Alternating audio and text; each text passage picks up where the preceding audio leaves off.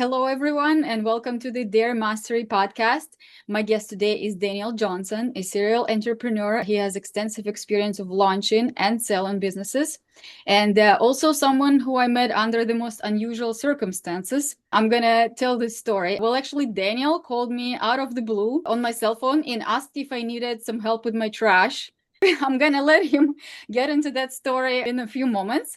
But there was something else I wanted to share, which I actually didn't tell you that before, Danielle, something about that timing of the call. Right before you called me, I actually finished the conversation with one of my employees. On that conversation, I have decided to let him go. And the reason was because he was working on one of the businesses that I have that I decided I no longer want to pursue. I decided that this business, like, it doesn't bring me joy any longer like it was. I didn't like it anymore, basically. And I decided that my time would be better spent doing other things. For example, I've been thinking about launching a podcast for Dare Mastery, interviewing entrepreneurs, helping other entrepreneurs to launch and to grow their business, which is something that I'm passionate about right now, as opposed to the other business that I decided to kind of wrap it up. The timing was, what do you call it, fortuitous? Yeah, uncanny. I thought it was the only right way to record my first episode with you because I'd love to. technically you made me to start doing it quicker than maybe I would have. So welcome to the show. I love this so much. I feel like this fully encompasses what your show is meant to be as part of the Dare Mastery and pushing yourself and just getting started. I think this is a cool example. Yeah. Thank you so much for being with me. Let's get into the whole thing. Let's start with your business. I kind of mentioned briefly, but I bet nobody understands what I'm talking about. Can you Yeah. explain your current business as I am 6 years old? Yeah, you bet. Currently, we are building DoorDash for trash. We've created a mobile app and hired drivers to go around short-term rental properties to pull out their trash bins and then wheel them back in when they're empty. And that's just a huge headache in the industry right now. I've been doing short-term rental probably about 8 years now, and asking your guests and your housekeepers to wheel out those trash bins works some of the time, but not all the time. And trash is not a problem until it becomes a problem. So the company that I'm with is called Crew, like CREW. That's what our mission is we're helping make sure that trash is never brought up in a less than 5-star review for short-term rentals. It's been fun. And I want to explain to people who are not involved in short-term rentals, like you and I, that maybe they wouldn't understand, like, what's the big deal with trash. It's actually a really big deal. And just one of the reasons, for example, if you're not going to roll back trash and the city comes by and sees the trash bin after the trash bin days, they could fine you and they could cost you hundreds of dollars, not even mentioning the headaches that that's gonna make you go through trying to remove that violation. Yeah, it's crazy. I actually have a customer who just got off the phone. He's from like the Destin 30A area up in Florida. He had just gotten off the phone paying a fine to the city when I called him, and it was just like, "Who told you to call me?" Like I was like, "I don't know. I just again uncanny timing." He probably thought the city would say that, oh, that look Yeah, at I that know, I guy. know. I had no idea. It was just good timing. It's great. Hmm. That's what I'm currently doing. It's a little bit of a change of pace for me. Most of my background has been in small business and startups and entrepreneurship, and it's been really fun being a part of the crew as we're a venture-backed, fast-growing technology service company. So this is a totally new life experience for me, and I've been really enjoying it. Can you tell me, where were you when you decided to start this business? What was the moment that you decided this is what you're going to pursue next? I was ironically the very first customer or amongst the first customers of Crew. And so I've been on both sides of this fence as a paying customer and now as a early team co-founder. And I think 2024 was honestly just a big wake up call for me. And the story you shared at the beginning of our call really resonated. I was running, well, technically three businesses at the same time for roughly the last 3 years. I have my own portfolio of long-term and mixed with short-term rental properties. I have about 5 properties that I own that I've been slowly accumulating over the last 7 to 8 years or so. That's actually the least of my worries. But the other two businesses I was running were asset management companies. I recently sold Stay Vacation Rentals, which was a vacation rental management company here in Utah, where I'm from. Well, I shouldn't say that. I'm originally from Perth, Australia, but I'm more or less raised here in Utah, and Utah is home. We can talk more about Australia if you want later. So Stay Vacation Rentals was pretty awesome. Essentially, I was self-managing my own short-term rental property, and I found the opportunity to manage for other people, primarily in Park City, Utah, where We have a lot of ski tourism and hiking. People love to, all over the world, come to experience Park City, Utah, where we had the Olympics about 25 years ago. Secondly, I had another business I accidentally started. I shouldn't have, but I'm a squirrel chasing acorns here. It was called Skyfall Rentals, which was a Turo rental vehicle management company. And we managed roughly 25 vehicles at its max and about 30 vacation rentals on at the other business. Plus my five properties, there's about 50 things that could go wrong any given day. Cars driving around, people checking in and out. And the only thing that could help me stay sane through all of that was just all the team members that helped me create these businesses. And so, about across the board, about 15 employees helping me run my businesses. And so, long So do story you short, still have those? So you sold the vacation rental management, but this car rental company? I'm actually in negotiations right now. I found a verbal yes for purchase actually last night. So I'm going through the thick of that Wow. right now, and I'm happy to, yeah, kind of share. I'm in it right as we speak. So I'm happy to share what's going on. But I think I just got to the top of my own personal bandwidth last year and decided it's time to make a change. I've always viewed business as a ladder. On this ladder, you have the rungs, and at the bottom is there are service-based companies. You can make a lot of money in this industry, but you have to move your hands and you have to, work to make that money. That's things like an electrician or a plumber or even an asset management company where we're managing people's assets. The next rung for me would be like a product company where it's physical products. You're designing something, you're creating something. A lot of times it could lead into e-commerce, manufacturing, all sorts of industries in the product category. And my favorite is the top of the ladder here, which would be like technology and scalable businesses. And these are the types of businesses that can run while you sleep. In my initial setting, I was hoping that I could really automate, vacation rental management and Turo vehicle car rental management. And with 3 years of building systems and processes, we did a lot. But one thing you can't ever get away, and I just call it hospitality, it is the endless questions from guests and customers and the service that's needed. All sorts of things can happen in the short-term rental world, including having your door locks go dead at midnight and you have a late guest arriving and your team member doesn't answer the phone and somehow their phone call gets to me and I'm now problem solving at midnight. These are the kind of things that are starting to wear on me, and I decided, I think there are other people who have done a better job doing just a single business than me running three businesses at once. And so if I could do this all over again, I would definitely pick just one business and focus on it and make it scalable and get out of the service industry level and move up to the more of a technology business level where it's scalable, repeatable. And so that's what Crew really has meant for me is, as we're pulling out the trash bins for short-term rentals now, it feels like it's my same business all over again, except we're just doing this one sliver of a task, which is just the trash bins, where before I was managing the guest, I was managing the finances, hiring the team members, talking to the housekeepers. It was just endless. So It's it's been really very good. narrow. You're solving very specific problem for a lot of people. Exactly. Got it. And that helps you stay insane, Yeah. right? 100%. Yeah. Yeah. It's good to be on have a little bit of insanity, right? Like keep life interesting. And that's kind of what's happening right now. We're seeing a lot of customers. In fact, people are calling us for our service, which is so cool. We're definitely at a fast pace. It's the constant gear switching and solving different problems, and they could spark at any time. It was definitely eating at me and very similar to you. I think it was time. It was in my gut to, I need to let this go. And 3 years of hard pushing, having my wife support me the whole way and be behind me and ensure that this was going to be successful meant the world. There's so many times where I could have given up. This is really inspiring. I appreciate you sharing some things, even when things get bad and you still want to share where it got you from there. I want to talk about, you've been kind of mentioned a little bit, people already reaching out to you. Can we talk about some actions that you are doing that you feel give you the most result in this business and trying to attract new customers? What things work for you right now? Oh man, I could talk your ears off on this one. The nice thing about our business model at Crew Trash Valet is that we have a very specific customer type that is vacation rental owner or vacation rental manager. You're usually going to be one of those two. In fact, we do have some housekeepers who clean vacation rentals that purchase our service, sell the opportunity of pulling out the trash, and then we will be the ones fulfilling it in their behalf. Arbitrage, trash can arbitrage.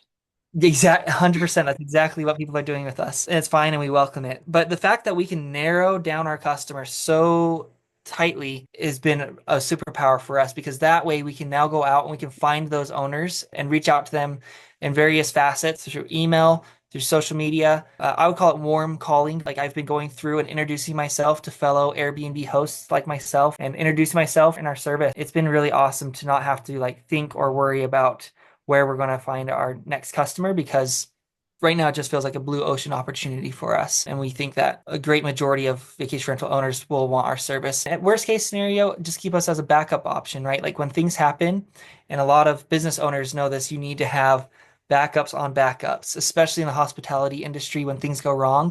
You will need to have somebody that you can call and help and make sure the guests are happy and move forward in a timely manner. To maybe deep dive a little bit further here with you, we have leaned into AI quite heavily at our company. One of my most favorite tools I'd be happy to share with you right now that many business owners might benefit from is an AI tool called Nooks, spelled Nooks. Nooks. This is a power dialer that we can get our contact list of warm individuals that we know we would want to sell our services to. What happens is we can then choose at what speed we'd like to call everyone. You can dial up to 4 phone numbers all at the same time, and AI is listening on every phone line to who is going to answer the phone versus what is voicemail. For example, if a voicemail comes up, the Nooks dialer will stop the call right there and move down the list and start the next phone call. Now, when the very first actual person answers the phone, AI detects that and sends your phone call to just that person and hangs up on the other three. But what if all of them picked up the phone? It's down to the millisecond. So whoever's first, it goes to them.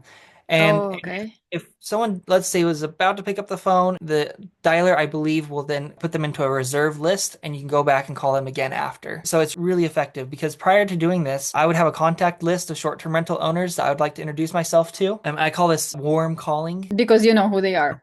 I know who they are. I know where their Right. property is. We're in the same industry together. Yes, I'd like them to purchase my service, but also if it's just an introduction, and for example, today you and I, we actually became friends out of this process. So it's helped me reframe what sales is in my mind. And I think this is really powerful for a lot of business owners is the goal should be delivering value. Obviously, we want to deliver value in the sense of trash, but I think the world is it's reward and consequence. And if you're out delivering value, showing kindness and honesty and building that culture first, business is going to go so much easier for you than it is doing the spam calling, the cold calling routes. I call it spray and pray, where it's just a very non-personal approach to doing sales. I heard from one of the best salespeople in the world, the reason why he's so good at doing sales is because he only sells his product to people that need it. You don't need to go after the whole world. You just need to find those who are in need of that value you're offering. And that's kind of been an obsession of mine. The last thing I'll say about this topic before moving on is there is a startup investment group in Silicon Valley called Y Combinator, and they have a very famous short line just called, they say, build something people want. That is like the North Star for me and for this company that we've built as well, that we know for sure that people are having this incredible pain. Trash, it's kind of silly, but it's true. And we've just built a solution, a mobile app, and we've hired gig workers to solve that. And it does not have to be complex. I think a lot of people who get stuck in starting their business, or maybe they have an idea, but they don't know how to take that next step, just build something and go to customers and offer it. Going into the cave and developing and working this idea for months on time, it's not effective. It's just a matter of build your minimal viable product, take it to the customer and go solve some problems, and you'll learn from there. That's kind of been our journey so far. Using AI tools like Nooks, like I shared, has been really powerful to help us get out there and move fast. Prior to using AI tools, I was hand dialing through contact lists. Maybe I could reach out to 50 people in a day versus we truly are dialing roughly 250 people every single day. Maybe 40% of that could actually turn into real conversation. How many people you get to talk to? It can totally vary. One person, we could build a total friendship. I got to spend an hour with them. That's a very rare case, but maybe that's like today. And that's totally okay. But on average, let's say you could have upwards of 30 to 50 conversations in a day. Out of that, someone wants to become a customer. What's like the conversion rates been so far? Yeah, it's hard to put a real solid number on it because some people have a single property. One of my coworkers had a management company with 48 properties. The volume and the site, right? Like if you just have a single address and we want to sign up, that could just be a handful of minutes and we could do that again. So I could have a bare minimum at least one new customer a day, but it could be result in much more than that on other days. If it's a vacation rental management company with 48 properties, that could be like, well, I'm now going to spend the next week onboarding all of these properties, making sure there's communication, that all the housekeepers are notified. We're not putting too many rules on ourselves right now. We're just open to opportunity, putting ourselves out there and kind of staying away from meaningless tasks. We could totally be fiddling around with AI tools all day long, trying to optimize this, optimize that. But really, what business comes down to is selling your service and fulfilling whatever it is, just executing on the mission of the company. So we are focused on just staying productive. Sales for us is just a nice thing, just one thing to focus on every day. It's felt really good to be productive and not have to worry about the mundane. I love it. The fact that basically everyone needs to understand that essentially it's all about sales. I Yeah. mean, sometimes we get into this traction that, we're going to improve this web page, like make it so perfect, or we're going to start doing this or that. And then the attention spreads out. And in the end, we find ourselves that we haven't acquired any customers Yeah. because that's not what we've been working on. And it's not very funny at that time. That's not the fun thing to be doing. And it can become monotonous. But now looking back at all of the growth the company has experienced, a funny comment came from our CEO the other day. I just sit a couple chairs away from him. And he said, I was looking for my past customer and I was going through all of our new customers and I don't recognize any of these names. And we both were just like, wow, that's actually a really cool milestone. The moment you don't even know your customers' names because there's just Right. the database has been building so rapidly. That is pretty exciting. It's like capturing lightning in a bottle. And I told him, I Right. have so many friends with startup companies who haven't been able to break out of that. I'll call it a J curve. It's the moment where your business is on fire and sales is going and you really reach your tipping point. It's pretty cool to actually have achieved that now. And we're on day one right now, honestly. It's been really fun to work with a group of people. And that's probably another lesson that I've learned is solopreneurship has been the way that I've operated. I've started probably maybe 9 or 10 businesses, if not more. Out of that, I've technically sold about 4 of my companies.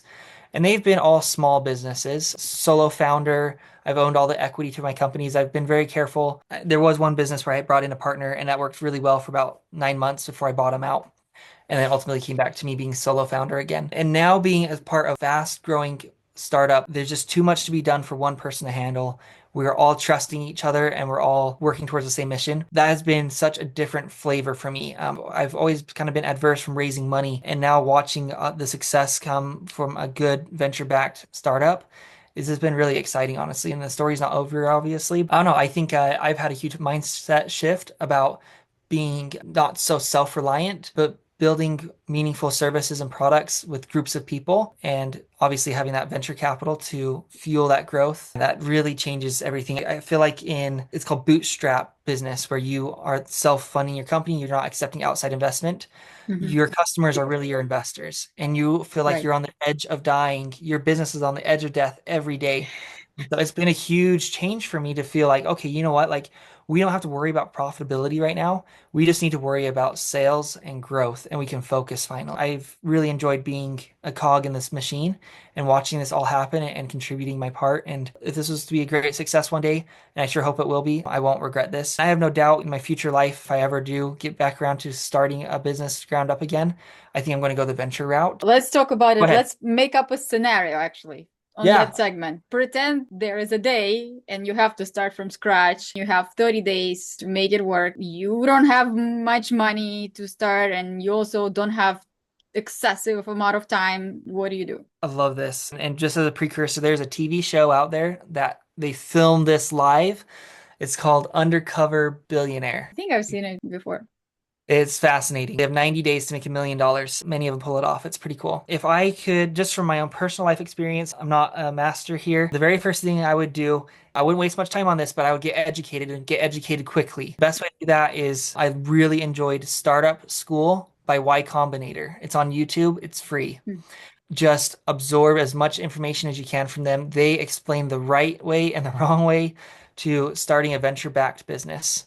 Are these And only for tech startups or like any no, startup in general? I would say any startup. For example, some of the companies could be in the biotech industry, like in healthcare. Biotech. Some of them are obviously you have the classic, you have Stripe and Airbnb and Instacart stories, but then you have also other businesses that are like marketing services or dental health services, all sorts of companies that spawn from this group. I would get educated by watching the startup school videos. And once you have the vision of what you want to achieve with your company, then it's obviously time to come up with your minimal viable product. It's called MVP.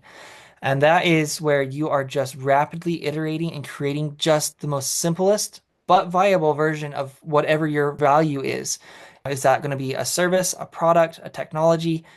Something that's going to increase your customers' value. That should not take very long, 30 days or less. I love that you had brought up a quick timeline. There's something to be said about doing many launches. I think a lot of people think about, I'm going to start a business and on this exact day, we're going to launch it to the world. I bet you more often than not, nothing is ever going to happen on your launch day. And so you need to get used to this idea of like constantly releasing, constantly launching something. And even if you look at the best companies in the world, even like Amazon, for example, they are constantly adding new features to their platform, right? Like Prime Video was like kind of a big deal when that released, right? It's something that's not a tangible product anymore. Releasing new features and finding what your customers want, I guess just kind of get out of your mind. They're not like a single day where you like go 0 to 100. It's all a matter of just going from 0 to 1 and working from 1 to 2 and stepping the ball forward. If I was to start a new company today, I would follow the Y Combinator principles. I would start with a minimal viable product of whatever my business is, and I'd focus on making, the first 100 customers really happy. I'm not looking for thousands of customers to be semi-happy, but just start with the first 100. Where And would you find them? I guess yeah, depends on the business. let me tell you about a past business I did. One of my previous companies that I started and sold was called Disruptive Drones. It was a 3D drone mapping and surveying company. I had purchased a Phantom DJI, kind of the original white drone that you see in the movies. I put software onto my computer where I could then fly the drone over a lot of land and I could Hmm. create a map, a 3D map of the Hmm. land below the drone. I just started walking into like quarries. I started walking into landfills. I started walking over to, and I say I really mean to drive, but I walked in at like mine sites. And so I went to these like infrastructure large companies and I said, "Hi, like I'm a drone 3D surveyor and mapper. I already know that you guys do surveying of your land. They'll have construction workers walk out there with construction vests. They'll carry a GPS in their hand and they will map the land that they're working with in landfill, in quarry, and in mining. The land is really their product. They're doing something with that land to make money. I told them, hey, I could save you for a tenth of the cost that it takes to have multiple people walking around in dangerous conditions, right? It's dangerous to be walking around a landfill. It's dangerous to be in a mine.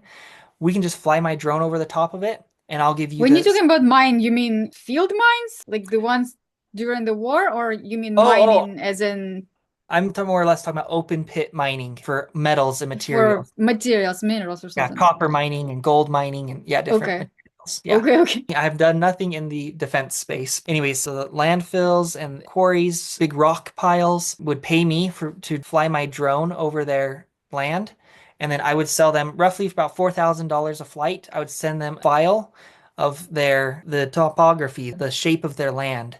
And what they would use that for is more or less for their accounting purposes. So once a month, say for example, a quarry that sells rocks and sells pebbles and sells sand, they need to know how much they have left and how much they've sold through. And this is a part of their accounting practice. They need to know on their balance sheet, how much inventory does our company have. And so I could fly my drone for roughly $4,000 and sell them the data that sells them, like, oh, we have 25 cubic tons of sand left, where last month we had 30 tons of sand. This is important information for them, and they're spending lots of money, lots of time for people to walk around and to measure how much land they have, especially with the landfill industry. Landfills, they get funding by the state to take our trash away and to bury it into the ground. And so they need to know how much is their landfill increasing every year. And if they're increasing quickly, the state will give the landfills more and more money to drive dump trucks and garbage trucks and hire people and solve where to put our trash. That business, I literally just grabbed my drone in hand and I walked up to these companies into their doors, asked if I could speak to the manager, and I just walked in. So that's how I started. It wasn't a way for me to talk to thousands of people every day. I just had a handful, maybe 10 good customers who paid me $4,000 a flight. And that was a meaningful business I could then start day one. I really just had the cost of the drone and my own vehicle, and that's all that was needed to get started. Why wouldn't they use the drone? I mean, it sounds like a I would no-brainer. say about 50% of them eventually did over time. I think they are in the business of putting trash in the ground. They're in the business Right, of they're not selling thinking. rocks. And I definitely took advantage of an opportunity. I was like, wow, how easy is this software and how easy is it to fly a drone? and I sold that service to them. If they were to do it themselves, and many of them do now because they've afforded the budget and the time to take it in-house, but they would also just be in the service of flying drones. And so they would not be focusing on the tasks that they need to focus on, which is increasing the business that they have with that land. I was just So there to your offer a better so tool. your action to get a customer was to literally drive there, introduce yourself, and to talk to someone in person. I felt great. The Basically, answer is just and they never heard about you before, right? never You heard just about like me. knocking the door. Yep, I walked in and I'd usually talk to a secretary first who's at a desk. I think having the drone in my hand was a pretty cool, eye-catching piece. I was just there to solve their problem. In fact, it wasn't even necessarily about sales at this point. It was about like, you have a problem and I have the solution. I'd never even really thought about it in my head that I need to sell this person. It was like, let's just get this problem solved, guys. Would you let me go and fly my drone over your land? And I'll said give you this map. We don't even need to worry about financials right now and payments and cost quite yet. Let's just solve your problem first. I think people really love it when you get into the trenches with them and you Hmm. understand them and they don't feel like they're being sold and they can smell commission breath. It's not about me, it's really about them and their problem. That's what I was out there to do. Yeah, I thought a drone was a much better solution than walking around with GPSs. And it's almost like you got to just jump in and help these people, whatever service or product or industry you're in, let people know like you're a partner with them first and you're here just to help them. And if we can make it financially work out over time and build a relationship, then that's really meaningful.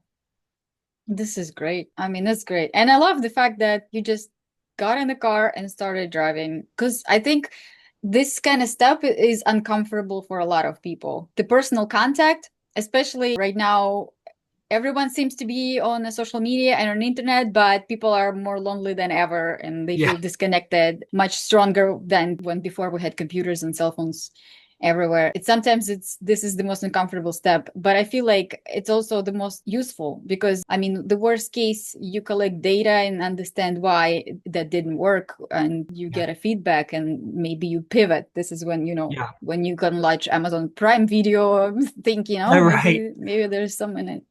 So Absolutely. yeah, I These are the love it. steps that need to be taken day one. Do things that don't scale. Go see the customer, talk to them, and maybe I needed to modify what it was that we were doing to really, fulfill their needs. And then later we can worry about the growth and the scaling and the rapidly increasing the business later. That's how I would just get out there and start talking to customers. Thank you for sharing. I wanted to also ask you if you had to pick out of all of your experiences, one thing that you have, maybe something unique, or maybe other entrepreneurs have it, you feel as well, that is your unfair advantage to anyone else. What's that thing in you? That is a great question. I would say for myself, this is going to sound so dumb, but it's true. It's just my mindset has been my unfair advantage. For example, my very first company I started when I was 17 years old. I was a junior in high school. My parents, they're also entrepreneurs. We manufacture equipment for the oil, mining, and gas industries. When I was about 17 years old, my parents decided to build a house and we moved into my dad's factory while the house was being built. We actually put our beds in the offices and we lived in a factory. It was kind of weird. And I hated it. I thought none of my friends from high school would want to see me. It was just weird. But it turned out to be a blessing in disguise because I started tinkering some of the equipment at the factory and I started producing stickers. Just for my truck, I put some stickers on my windows, made some stickers for my friends. And one thing led to another where I started doing like full vehicle wraps, putting decals around the whole car. I put an ad out on the classifieds and I said, hey, I will wrap your vehicle, put your business on your vehicle. I put some pricing up. I got my very first customer. It was a plumbing company and they wanted a wrap on their van for the plumbing services. I probably lost so much money on the very first time. I didn't know what I was doing. I'm very entrepreneurial and this is where the mindset comes in, right? I just believed in myself. I believed I could do this. And it probably came from my parents. They never held me back. They never said there's nothing I couldn't ever do. So I was always raised with a culture of optimism. That's how that business kind of just started, is I just thought I could do it. So they wrote me a $4,000, well, no, this is probably, yeah, about a $4,000 check as well. I probably burned through all that money buying more materials because I just kept messing up the wrap. And I probably made nothing at the end of the day. But I went and put another ad out and I got better over time. I wrapped Snow Cone Shack for shaved ice. And I Okay. put their decals on. And then the next one came in and it was, gosh, there's so many customers now I can't remember. But eventually we were just wrapping all these box trucks and vans. And by the time I was 20 years old, I had grown the business. I barely graduated high school at this point because I was just so obsessed with building my company. And I had hired 5 people to work for me. I moved out of my dad's building and I rented the building next door. It was just a very lucky first business. I'm trying to think through what was my unfair advantage. Honestly, as my competitors, first of all, I'll say other people my age were playing baseball, they were playing video games, they were just preparing for college. In my head, I was ready to conquer the world. Go Already and do started it. my business. I wanted to get going. It was really my mindset. And then I would say with my competitors, people saw a young person trying to start a business, and I felt like I had so many handouts and so many people wanted to help me and they're excited for me. They just saw the energy that I brought. That all came from my mindset. I just believed that I could. It's really dangerous. What we think about usually comes true. Your mind is a good but also dangerous tool. The things we put our mind towards usually happen and usually become true. So we need to be very focused on what am I spending my time thinking about and how can I control. I want to think about the good things. If I want to have a family and if I want to have success and if I want to have a lasting marriage, different, whatever you put into your mind is going to happen. Mindset was my unfair advantage. This is great. I love it. It's not an easy thing to do for many people. It takes an effort. I'm sure you know. I mean, you could have just given up after the first mess up with car, with the van, Could but you have. didn't and you just kept Yeah. doing it. It somehow it worked out. And let me tell you, the way there's a happy ending to the whole story is I decided to go off to a religious mission when I was 20. On the same website, on the classifieds, I put my business up for sale. And at 20 years old, I sold my company for $50,000 That's and great. had real cash in my hand. 2 partners came in and they each wrote me a $25,000 check. They bought my business. It took about a week to transition the company over. They had plans to evolve the business into something else, which was great. They changed the logo. The very first thing they did is they changed the logo, and I was so sad. But then I looked at my hands, I was like, okay, $50,000 as a 20-year-old, that was really, really rewarding and super cool. I blew the money so quickly trying to start another business and bought toys. And I learned financial literacy really quickly. I had a bunch more failures and some more successes. I've had a lot of highs and a lot of lows, but that's a day I'll always remember as a 20-year-old holding $50,000 and it was mine and it was pretty fun. This is great. Thank you so much for Yep. sharing. Last but not least, can you share with our listeners if they want to learn more about you or your businesses, where can they find you? Yes, I've purchased the domain. It's my first and last name, Daniel Johnson, but it's abbreviated. So if you look for dnljsn.com,